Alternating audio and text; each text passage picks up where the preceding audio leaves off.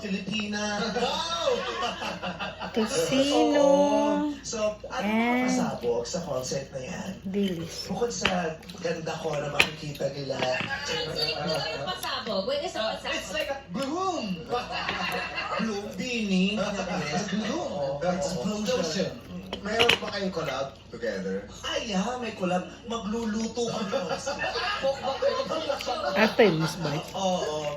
So, how excited are you? Oh, I'm so excited to be back in Manila, to be here with you, with all of you guys, all my Manlang people, and to be performing with you too. Oo, na-miss ko siya kasi she once guested in my show sa GGB. So, dami mo pinagawa sa kanya, nung dami niyang kinanta. Oh, and I also met your Lola, right? Yes, Oh, diba? yes. Close kami.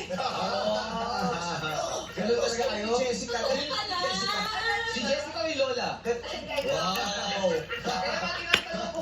Bakit sa Lola? Ako, alam mo ba, Jessica, ka-Facebook niya yung Lola.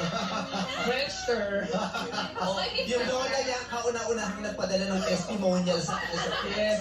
Ang kaganda ng mga sinabi sa akin. Grabe ka. So, we are also excited. Again, it's gonna be on May 16th, so please get your tickets now. We're gonna be there. Thanks, Ganda. There in Espanto and many other guests. So next Saturday na ba yan?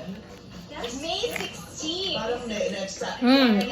Next Saturday na. So guys, please, panoorin niyo si Jessica Sanchez. Bihira ito, mapapanood na ko siya sa Coke Show. Sa malaking homecoming. Pero nung gines mo siya dati, hindi pa siya mother. So ngayon, happy Mother's Yay!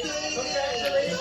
Beautiful na mga performance niya kasi di ba, you just found out when you performed that you were pregnant. Yes, that was the performance where I found I was pregnant just maybe a week before. Yes, I was only 10 weeks pregnant at that time. So this is my first Mother's Day.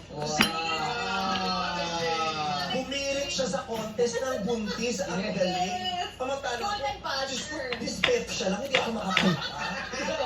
Oo. Pero kung there's one song na sa ngayon yung talagang dinededicate mo din sa baby mo, anong song yun?